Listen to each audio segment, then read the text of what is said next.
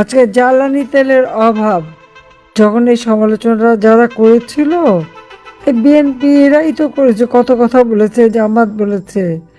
তা এখন পাইপলাইনে কেন তেল আনলাম ভারত থেকে? ওই পাইপলাইনে নাকি আমি তেল গ্যাস সব দিয়ে দেব।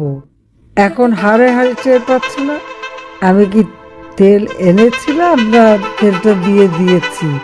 এখন ওই তেলের উপরই তো ভরসা। ভারতে গালি দিয়ে চিকেন নেক করবে, সেভেন সিস্টার দখল করবে, লম্বা লম্বা কথা যারা বলেছিল, আজকে সে ভারতের কাছে তেল ভিক্ষা চেতে হয়, চাল ভিক্ষা চেতে হয়, সার ভিক্ষা চেতে হয়। কেন? বিদ্যুৎ চাইতে হয়। আমরা বিদ্যুৎ আমদানি কেন করলাম সেটা নিয়ে সমালোচনা। আমি পাইপলাইনে তেল কেন আনলাম সমালোচনা। পার্বতীপুর ডিপো পর্যন্ত পাইপলাইনে তেল আসে, নতুন প্রজেক্ট নিলাম নাটোর ডিপো পর্যন্ত যেন তেল আসে। নাটোর ডিপো পর্যন্ত যে প্রজেক্ট, সে প্রজেক্ট ইউনূস এসে বন্ধ করে দিল।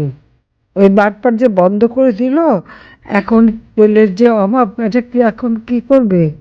আজকে যে এই কাজটা শেষ হতো, তাহলে এই অভাব তো থাকতো না, এই অভাবটা তো চলে যেত।